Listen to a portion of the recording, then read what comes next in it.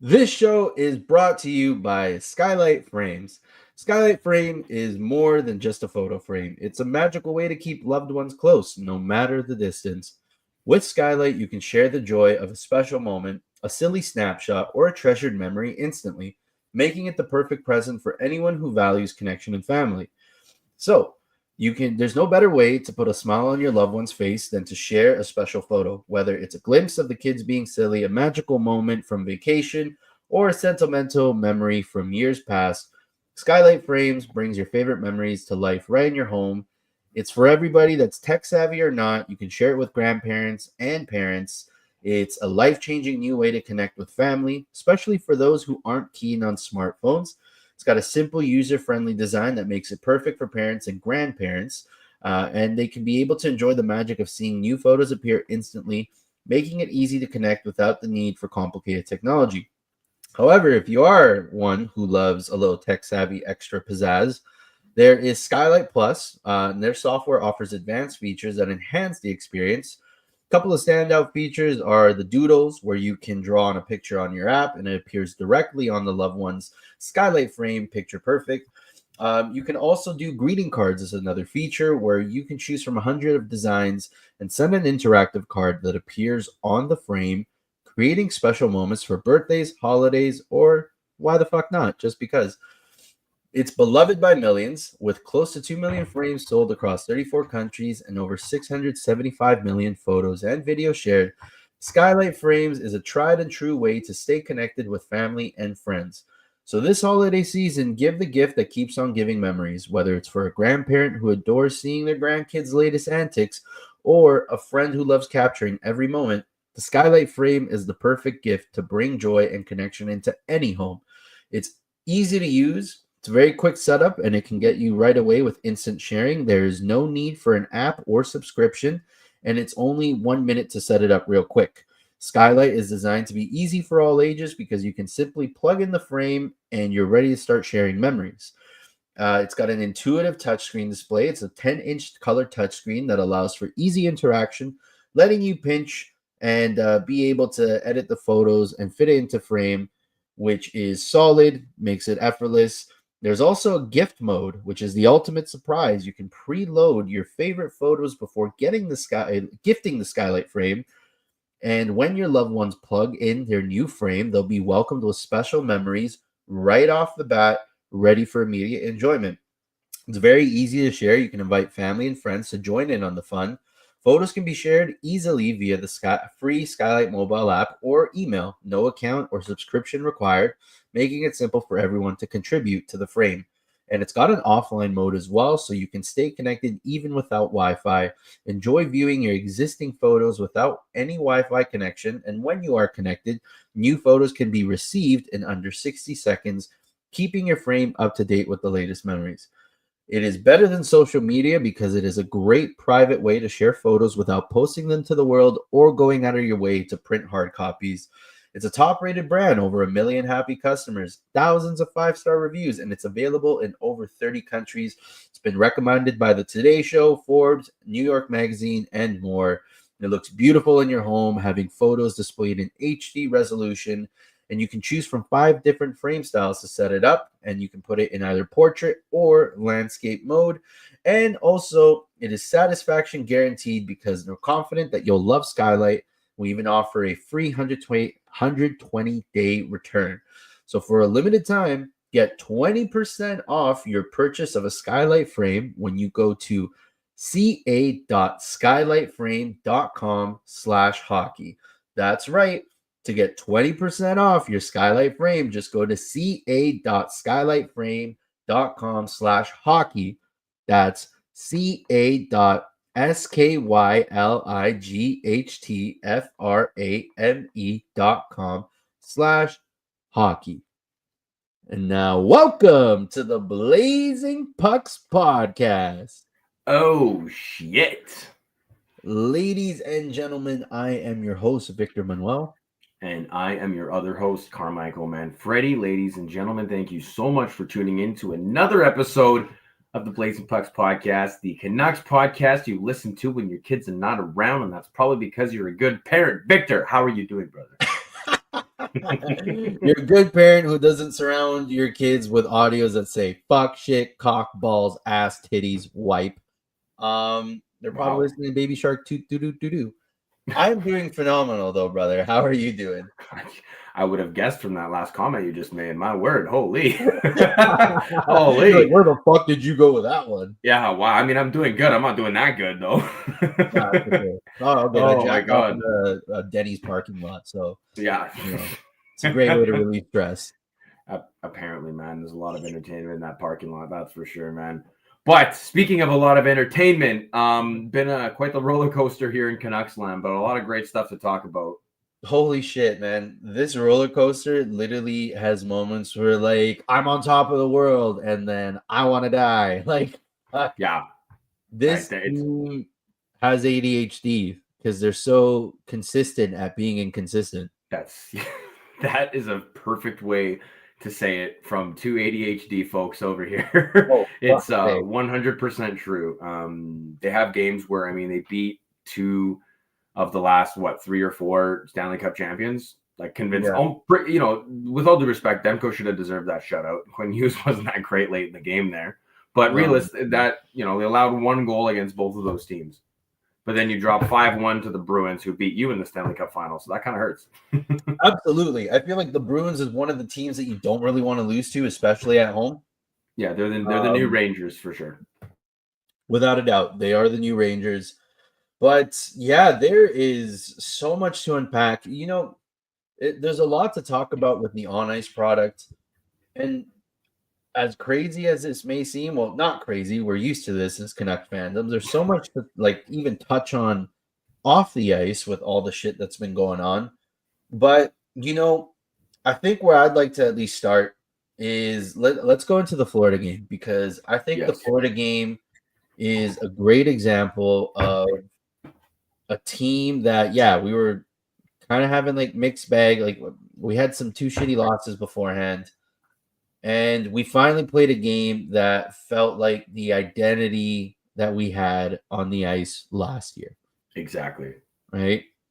We were forechecking hard. We were able to stay tight to the system, able to defend really well and not give Florida any opportunity or chance to really create and get themselves set up. And that game was the Max Sasson show. Exactly. He really showed up, and he's like exactly like Talk had said about him. I mean, he's taking every opportunity and fighting this to keep his spot in the lineup. He is. You know what I also like? I like the fact that he wasn't even one of the rookies that we paid attention to or had an eye on. Exactly. Like I know we mentioned him for sure, like rookies that stood out, but I think he was on the bottom of that list. Like we had Baines, obviously, and we had like Ermacki. Yeah, understandably, I remember that. But I mean, he Rocky. kind of flew off the radar. But I mean, how do you not love a story like that? You know what I mean? Sorry, I'm having trouble. I'm trying to fucking adjust my mic screen here, and it's in my face. Can't quite get it, so it's coming off. It's coming off. It's coming off. Yeah, and it's hard not to cheer. Undrafted, and he is doing everything that he can to stay in the lineup. He's adjusting his game. He's making some great passes, and he was rewarded last night. He was on the line with Pettersson. Yeah, absolutely. He got time with the DeBrusque and Petey line. I thought he brought some good energy. Unfortunately, I didn't get to watch the game live or like throughout it, so I only saw the highlights. Unfortunately, there's only so much that the highlights show you. Exactly. But from everything that I read and looked into it, he brought speed to that line. And that's the one thing I really like about Max S. And during especially that Florida game, he brought a lot of because he was on the line with Heinen and Bluger, I believe. That's correct. Yes. Yeah. And like that was the line that got things going. I mean, freaking 2 goals from that line. With Max Sasson's, what he brings to that is just like it's not, I would say tenacity, but I feel like tenacity isn't the right word. Like he just has this edge to him, to his speed, to the way that he makes quick cuts, makes wicked passes. And yeah, he's the last thing I would have expected for a player to be showing up like this when he wasn't really high on the prospect radar coming into this season. Totally. And there's something about those players that are undrafted. Yeah. And we'll get into this when we talk about Kiefer Sherwood, just like obviously the title says. But these players, like, they know what it was like when they didn't make it. They know how they felt, how shitty they felt when they weren't drafted or, passed over or what have you. So when they get to a spot like they've been, for Sherwood and for someone like Sasson, when they get into the spot, I mean, first of all, they're a lot more, I guess, grateful. I hate using that word, but it's true. For lack of a better one, we'll go with it. Yeah. And yeah, the tenacity. I think that's the right word. Like, not quite the tenacity of like a JT Miller where he throws his body into everything, but he's tenacity in the sense of focusing on the details that Rick Tocchet is looking for. Yeah. And you can tell the one thing I'm really liking about not just Max Sasson, but any prospect that's coming up from Abbotsford is that whether they're shining or not, they're really fitting into the system. Like, they don't look like they're playing lost like a chicken with their head chopped off. They're freaking being able to know and read where the puck's going to go, know where they kind of need to go when it comes to the puck moving along the boards, the way how they back check. Like, that is really nice to see that coming from Abbotsford, period. But you see a lot of that more, like you mentioned, the details. You can tell that Max Sasson is literally putting his all into the details that is being asked of him. And he's got a wicked skill set of a speed. Like, his speed is the biggest thing that really, like, blows me away. 100%. Yeah. He knows where to be and he knows where to go. And he's fast. I mean, you have that in your pocket. I mean, you more oftentimes than not, you're going to succeed. It's really true. Right. So a question I got for you, though. Right. We're talking about bringing these guys up from Abbotsford and they fit into the system. How much of that do you think has to do with Tocchet's system or just the system in general, we'll call it? And how much of that do you think is on the Canucks management staff for being able to identify the right guys to fit that system? That's a really good question. Fuck you. Yeah, we were too serious there for a second. Fuck you too. I know we get into like our little analytical mode. We're like, yeah, which is, I like it. That's great. A nice little blend. But no, that's actually a good question. I would say, a part of me feels like I would give the edge. That is tough. I feel it's like tough, right? It is. One side of me says I want to give the edge to the system, right? The coaching system and the staff. Not just Tocchet, but of course, the alignment with Manny Malhotra, the Sedin, like everything that's associated with the coaching staff, period. Yes. Because yes, while it's nice that the management is able to, get an insight and a perspective on, picking out prospects to bank on, to take a shot on, I don't think it's them finding the hidden gems in the rough that's helping our Abbotsford players be noticeable when they get NHL time. I genuinely do think that it's the coaching staff with how they're running the show, not in just the Canucks, but I'm mainly thinking about Abby too. Yeah. I think, I don't know where I heard this, but I heard that, I think it must have been on like a Halford and Bruff, maybe one of the guests, but how players in Abbotsford, like whenever they get called up to the NHL, they play for a bit, and then they get sent back down.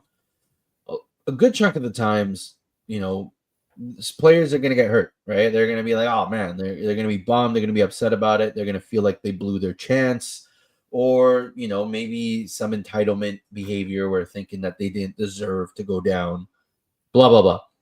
But nothing like that is coming from any of our farm players from Abbotsford. If anything, they're coming back with a good attitude, because then they know what they need to work on from the NHL standpoint, and they know they have a good coaching and support system to work on that and develop that in Abbotsford, so that for whenever their next shot comes up, they're ready and they have a good attitude towards it.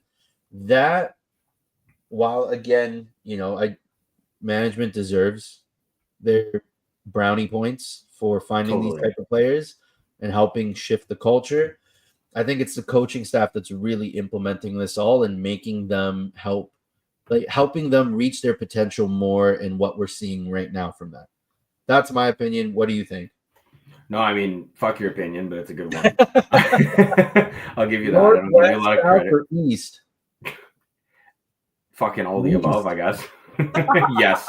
Yes is the correct answer. I'm of a similar mind to you, but I'm going to give a little bit more kudos to the management staff. And the reason that I say that is because when a guy hasn't worked out, he's gone. Yeah. Exactly. Right. When they see somebody where just like they're doing with Desharnais right now, right? They're trying to shop him around. When somebody comes into the system that doesn't work, they're not quick. They still give him a shot. They were very quick with Daniel Sprong, but they gave a little bit longer of a leash to a guy like Andrei Kuzmenko. Yeah. But I also think that alignment does help too, right? Like you have to also have a system that works for you to put someone in there and test it out. True. But Very either true. way, I mean, like, if you were to told me that we would be talking about the Canucks in this way when we first started the podcast back in 2022, I would have never believed you. So that's something that's very exciting to at least look forward to. But yeah, I mean, you hit it right on the nail when you said that the players that are coming up, kind of up and down, a guy like Baines, and I mean, Sasson, this is his first time that he's up and he's not going down anytime soon, it feels like. So it's nice to see that, right? It's nice to see that, especially in an environment where there's a lot of testosterone, like we are here, pro steroids, Blazing Bucks podcast. There's a little bit heightened testosterone, and a lot of pride, man. A lot of these hockey players are prideful, and hey, fuck, man, that's probably what got them to the show in the first place. But if you can have some humility behind that, and I think that's what they're really preaching in the whole organization, not just the coaching staff. Yeah. So it's nice to see, but you're right. Bringing it back to fucking the reality of the situation is they have to get better at doing that consistently throughout the whole team.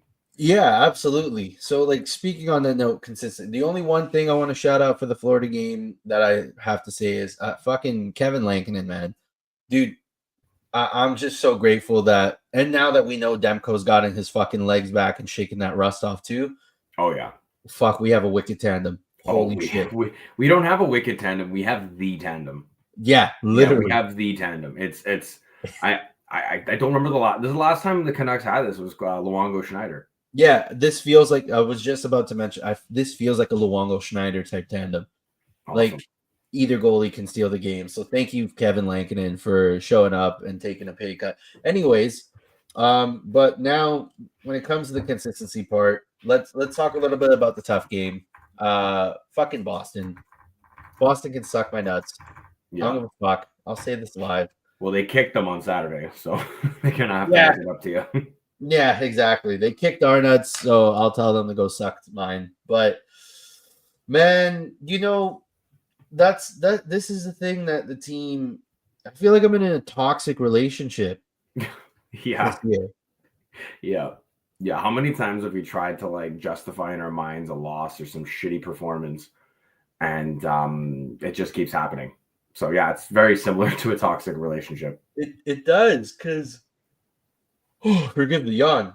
It almost feels like we shit the bed when we should win at home. Yeah. And we somehow do fucking solid when we're the underdogs at home. It's like we've talked about this time and time again. When the Canucks are the underdog team, they perform well. They perform above what we expect. Like, I'll be honest with you, I did not have high hopes for the game last night. I was almost watching like between my fingers like this, I was just like, they played like that against Boston. How the fuck are they going to stop, Rantanen, McKinnon, Makar? Lehkonen is like fucking killing it this year. Yeah. And all the guys and everybody in, Middlestat is Middlestat, but you can also talk about Ross Colton. And, they picked up different Tendy now. So it's not like you're playing as Forgiev either. You're also not playing as Demko. But, yeah, I mean, we could say Canucks had the better wood last night. That's for sure. Oh,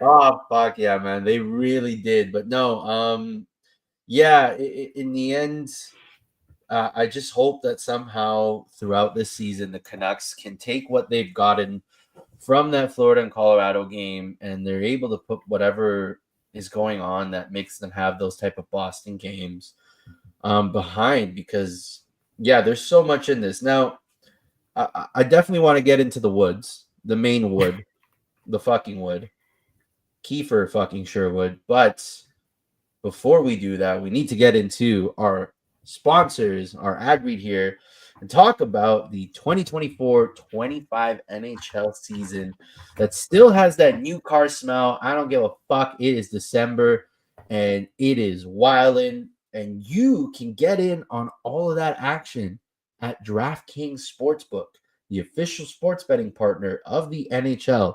It is easy for first-timers to get started at DraftKings Sportsbook. You can try betting on something simple, like picking a team to win.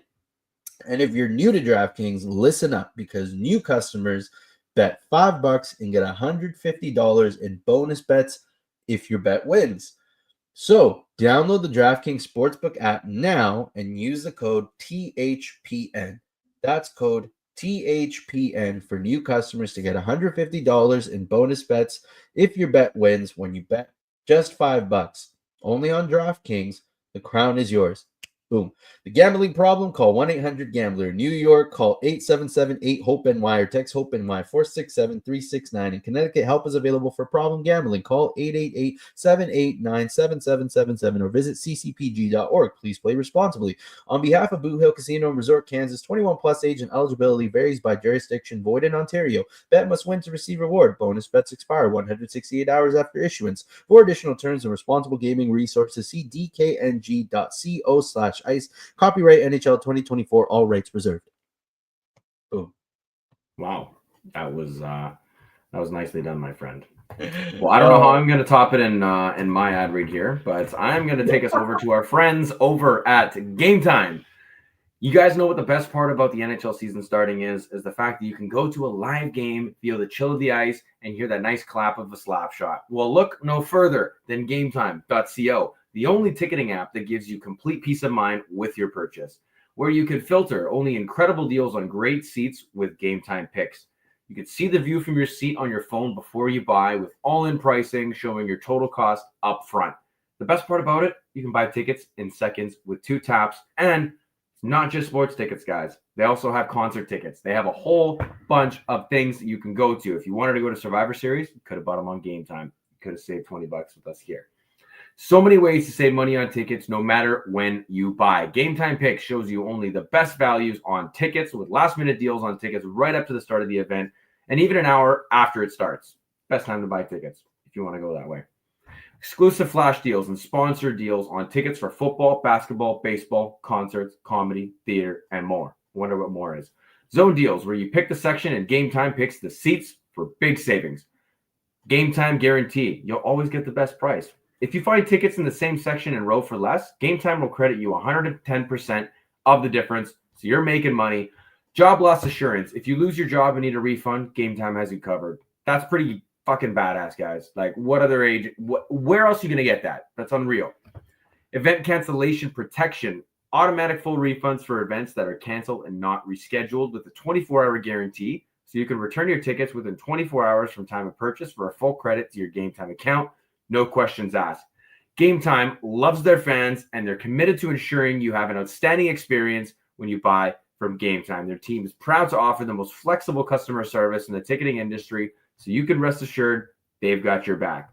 Buy with confidence, knowing your purchase is covered with Game Time ticket coverage. So guys, take the guesswork out of buying tickets with Game Time Picks. Download the Game Time app, create an account, and use the code THPN for $20 off your first purchase. Terms apply. Again, create an account and redeem code THPN for $20 off. Download Game Time today. What time is it? Game Time. Hey-o. That was fucking sexy. Mint. Now. It was actually parsley, but that works too. Fuck parsley. Cilantro all the way. We'll have this debate. I'll die on this hill. Fair enough. You die on that hill, bro. I'm not coming to save you. I feel like that's such an Italian versus Spanish thing. Like, Italians like the parsley's in their shit, and then the Latinos are like, yeah, we like cilantro. Yeah. I mean, don't get me wrong. I love cilantro too. I put it in a lot of shit. But when I'm cooking, the real Italian shit, parsley's going in there. So eat one. Absolutely. Well, fuck you too. But now, speaking of mint, we got to talk about Kiefer Fucking Sherwood and his performance. Not only just his performance, Kiefer Sherwood, period. Yeah, just in general, man. Like he has been, like I'm willing to say he's the best free agent signing this offseason, not just by the Canucks. Literally overall across the board. Yeah. 1.5 mil. A lot of teams passed on that. A lot of teams passed on him for many different ways, right? This is also his third team. Yeah, because right? Third or fourth, because fourth team. You're absolutely right. Yeah, he had a very brief stint with the Avalanche, which is actually kind of funny that he got his first career hat trick against the Avalanche. Wow. Absolutely, which it's written in the stars. Yeah, because it was the Avalanche first, then the Ducks, then Nashville, and then us here. Actually, it was Ducks first, then Avalanche, then Predators, then us. I'll just go fuck myself then. My bad. Yeah, that's exactly what you should do. But okay, let me say something here that I saw on Twitter that I think just will put into perspective how great Kiefer Sherwood's year is so far. If Kiefer Sherwood was still in Nashville, if Nashville chose to actually re-sign him, he would be leading the Nashville Predators in goals with 11 goals, in even strength goals with 10. He would be leading them in hits with 184, maybe more now at this point. He'd be leading them in game-winning goals with 3, and he'd be leading in the plus-minus amongst everybody with a +8. Pretty crazy stat considering they have Steven Stamkos, Ryan O'Reilly, Philip Forsberg, Roman Josi, Martha Shaw, exactly. I mean, Colton Sisson, I would expect, Sherwood could have a chance to top him, but wow. Yeah. And what a farce by the Nashville Predators. Like, I understand they wanted to get some scoring because they felt like they needed it, but even you look at over, you guys know that I follow the Montreal Canadiens as well for my pops. But for one of the first things they said is like, we're looking for a forward with grit. Well, those guys you can't go to Costco to buy those guys to quote Jim Rutherford here. So I can't. Anyway, regardless, they gave him up. It's fucking their loss in our game, 100%. Okay. But he's just injected so much energy into this Canucks lineup. And at times he's been clutch. Like he's been the clutch that we need. Seriously. Sorry to cut you off, but yeah, like Rick Tocchet literally said in his post game that this guy brings the juice. He does. Brings the juice, buddy. Like what? 100%. For a coach to say that about a player, and we're in December, you can't teach someone how to bring the energy. I mean, maybe you can help them show what it's like, but you can't really teach them to be fucking a wrecking ball right out the gate. I remember we said we wanted another Dakota Joshua after last year. Yes. We got one. Yeah. We should. It feels even better in a way. It feels fantastic, especially the fact that I think they were talking about it on Halford and Bruff, but they're, obviously talking about a further extension for Kiefer Sherwood, which I am all for. But what they had said is he's the best in the NHL at something with hits. If you think about it, he's I think they said he was 58 hits above second place. Wow. 58 hits above. Like, you don't just catch up in a game. Dude, when you look at him too, he does not look like the kind of player that would literally be throwing his body around left, right, and center. But he gets good hits in. He does. I'd fucking hate to play against him. Well, it's funny you say that because that is the story behind Kiefer Sherwood, Yes. Canucks being familiar with him from Nashville round 1, hating to play against him, only for that to be all right, cool. That's the reason why we need to get him, right? Yeah, and exactly.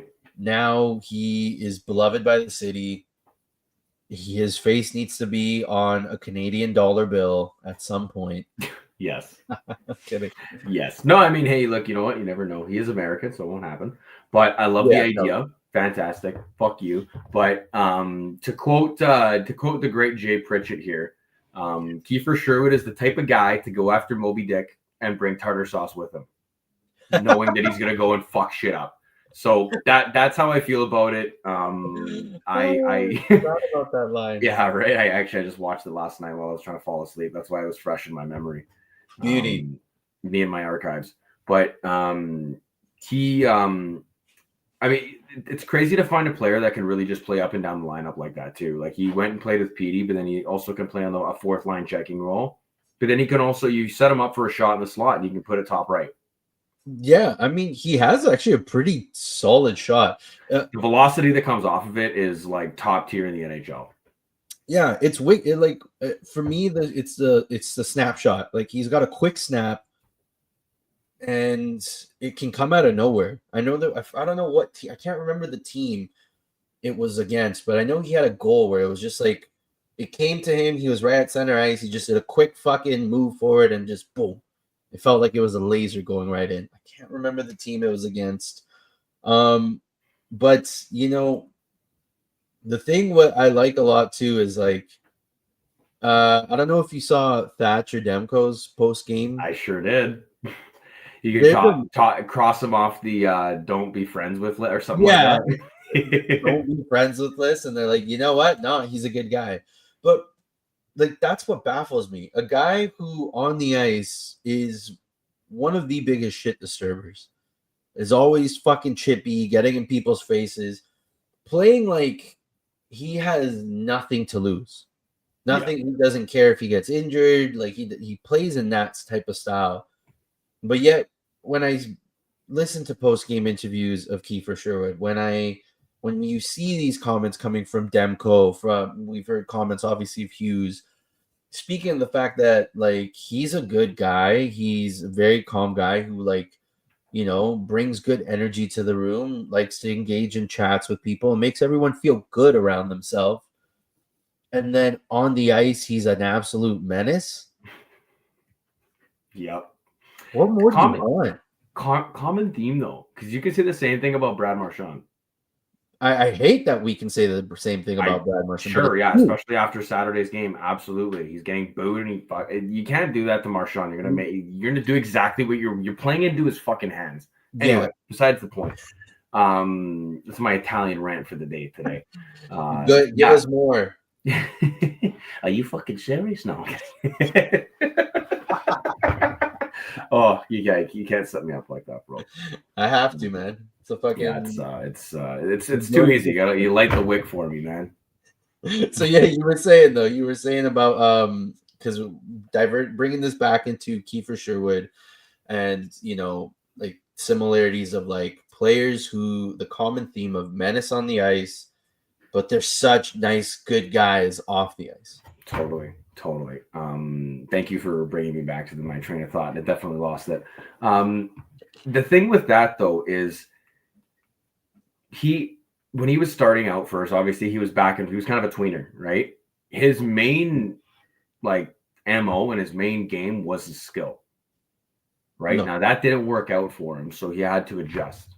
So I feel like that's part of, at least specifically in Kiefer Sherwood's case, because it's not like, you know, may he rest in peace, but it's not like he was a Rick Rippon and he was always a fighter the entire time, or always like somebody just going around throwing his body. That's something that he had to adjust because he realized going out on just skill alone is not going to get him where he wants to go.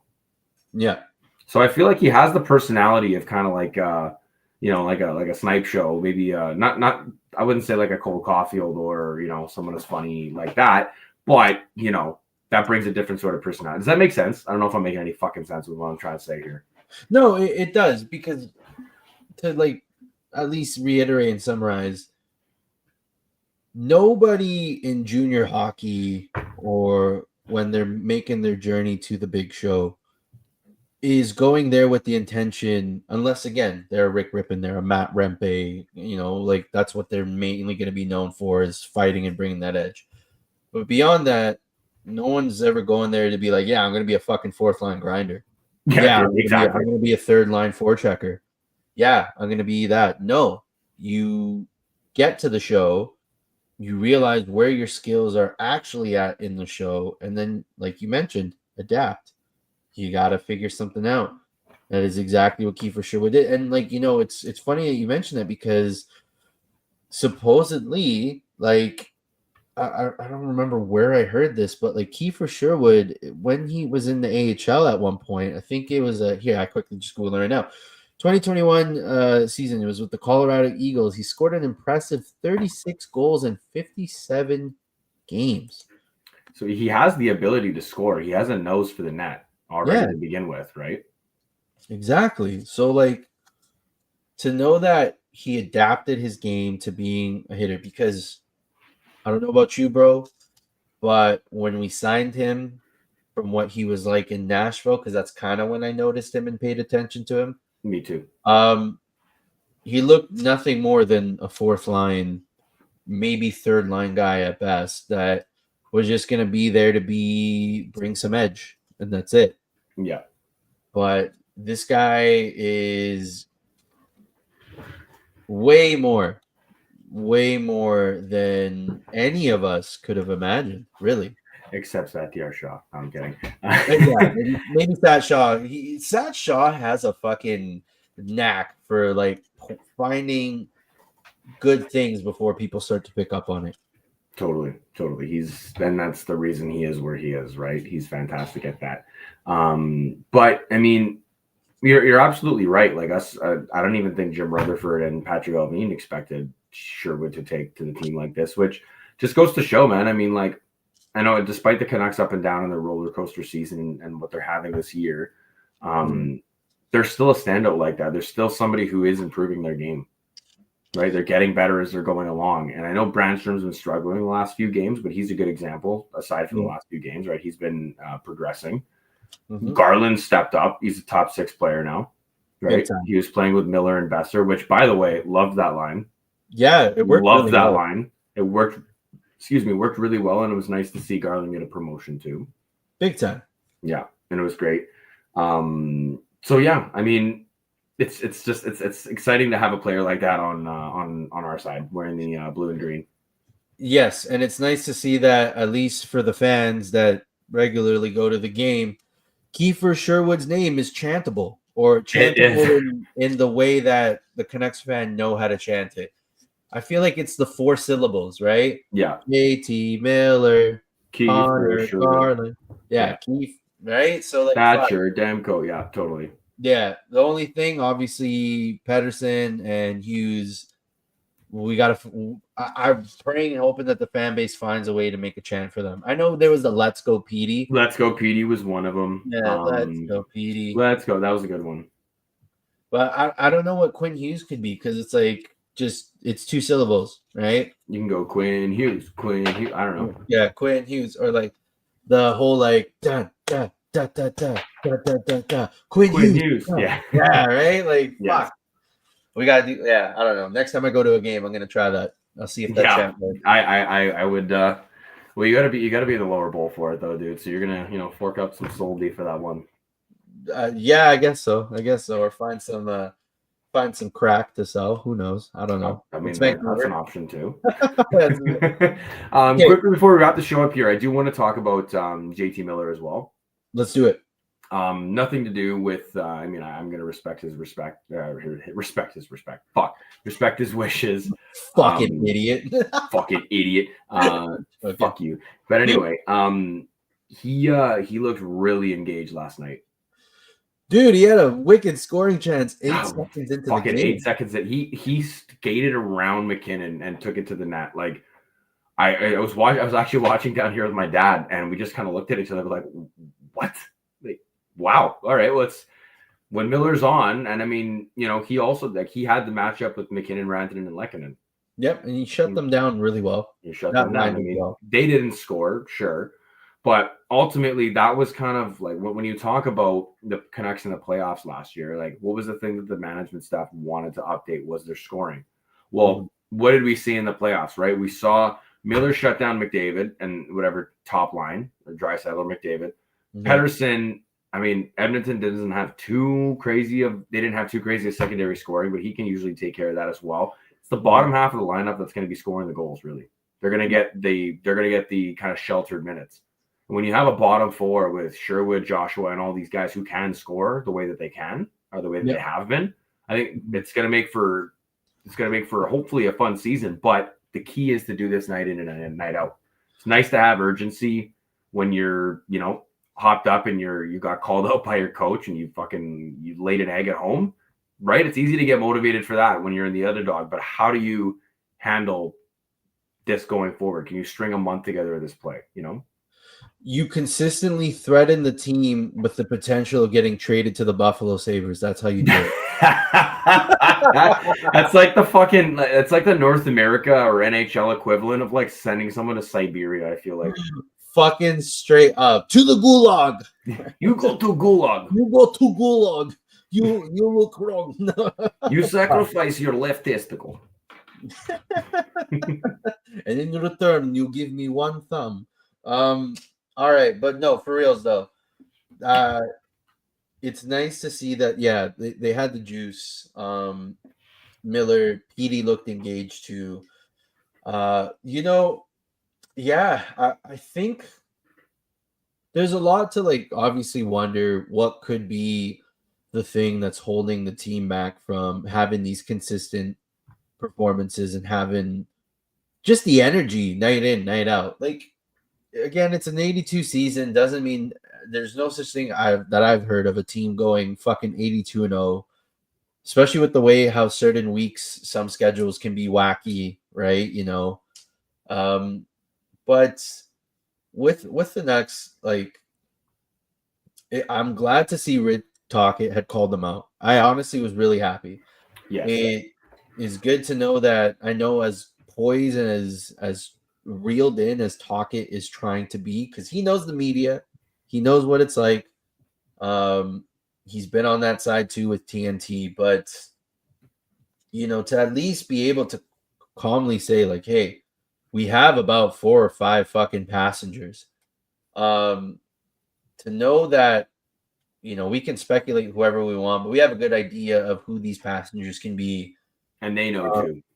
And they know too, exactly, right? And then, yeah, with whatever that Millsy was going through with the personal leave, coming back, just to see everybody get engaged in that Colorado game is nice. I just hope that, like I mentioned with my joke, that a threat to the fucking trade to Buffalo Sabres or anything on that, Spence, doesn't have to necessarily be doesn't have to be pushed a lot for them to get going. Yeah. Like, I don't want them 2-3 games in, then they're back to being flat-footed and having another Boston Bruins or a New Jersey Devil or not, a game against the Islanders. The games where they've stunk, where they're just like, bro, what are you fucking doing on the ice right now? Why are you not? Where's your head at? Well, and you know what? A perfect example of a team that's had to consistently do that is the Nashville Predators, right? Like, what did they have to do last year in order to kick the team in the ass? They had to cancel the U2 show, which, I mean, fuck, I'd be pissed at that too. And then they went on that heater, right? And now this year, Barry Trotz tried doing something similar with, we're going to have to rebuild again. I mean, we all saw through that, right? Everybody did. But we all knew exactly what he was doing. But you squeeze that lemon so hard that there's no juice left. Yep, it's true. Right? Also, the juice left with Kiefer Sherwood, as Rick Tocchet said. Dude, seriously. And, I know right now that there's a lot of other teams out there with much more difficult situations than ours. I mean, yeah, Nashville, Buffalo. But I think for us, a lot of our situation and issues revolving around the team will get solved with on-ice play.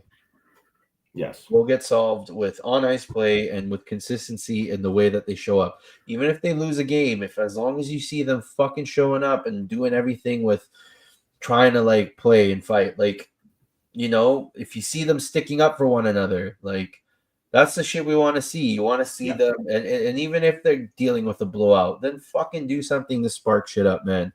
Exactly. I see them coasting too much. And, yeah, I think tomorrow well, as we record the episode today on Tuesday, our listeners, you'll be hearing this the day after whatever our game, how it goes against Utah. And but yeah, I just really hope that, well, we're on the road, so it's not like it's, I I was just just realized gonna that. say, like, we're on the road. They seem to play a lot more relaxed on the road. Yeah. And after, you know what, like, don't get me wrong, like they played good against Florida, like they did shut them down, but didn't it feel like last night like they dominated, like they They actually did. like took control of the game? Well, that's literally what yesterday. Yeah, you've hit the money bag right there. They controlled that game against the Avs. They showed up. They played a tight system. They were able to like get in the Avs' face. They were able to, because that's the thing that Rick Tocchet was saying too. He's like, after that Boston game, he's like, these motherfuckers, to paraphrase them, these motherfuckers are constantly icing and not holding on to the puck when our game plan involves holding on to the puck and moving it, right? Yeah, it's like we have plays to make, and I don't know why we're not making it. We're just choosing to go off the Yeah, glass and out. exactly. You're making them in the third period when like that was supposed to be the plan from the get-go. Yeah, no Um, kidding. so yeah, like what they did against Colorado was they controlled the puck. They controlled and moved it well. They only dumped and chased when they had to. But yeah, to be honest, man, I don't know how consistent they're gonna get or how long it'll take till they get that consistency. But I sure hope it strikes at the right time, and it all starts gelling together, getting closer to playoff time. Exactly, because the truth is they need that. I mean, they really needed that win first of all Yeah. last night, right? They definitely needed that, but they need to come together at that time because when they play like they did last night, and maybe I'd even say against Florida too, they're a contender. Yep. Especially when you consider that you have Demko, and they also did that without Hronek, and fucking Desharnais was in the lineup. Yeah, I know. I didn't even realize. I can't believe that Desharnais got into the lineup for that. But yeah, it makes sense. Like, They're probably showcasing him because they want to dump him off. But regardless, all of that very encouraging signs. I'm just hoping that, like, exactly like you, they can keep it consistent. They can string some wins together in this fashion, right? Not the kind of fashion where maybe they win with fucking 12 shots. But yeah, I mean we're hopeful, man. That's all we can be here. Hopeful, but like cautiously optimistic, maybe is a better way to describe it. I think so. At least for the average, non-chaotic, fucking bender of a fan that is we're known to see in the Canucks fan base. But yeah, cautiously optimistic, ready to like fucking set the bar down for the roller coaster ride and get strapped in, and hopefully it takes us to a place where it doesn't fucking make us want to jump off the Patolo Bridge, you know? Yeah, exactly. Exactly. I don't even want to be entertaining that idea anymore because I'm ready for the consistency to come back, and I'm ready for the city to come alive in the playoffs. Fucking right, brother. So am I. But I think this is a pretty solid time to wrap up the show here, Con. What you think, brother? Yeah, man, I'm getting sick and fucking tired of looking at your face. So yes. Good one. Fuck you, but good one. Fuck you. Well, with that being said, ladies and gentlemen, thank you for tuning in to episode 71 of the Blazing Pucks podcast. Victor, what kind of podcast is it? It is the Canucks podcast you listen to when your kids are not fucking around. Or when they're not around, not when they're not fucking around. Both of them actually kind of work. They kind of do. You know what? I take that comment back. Fuck you, Yeah, logic. But yeah, guys, if you like the podcast, please hit the subscribe button.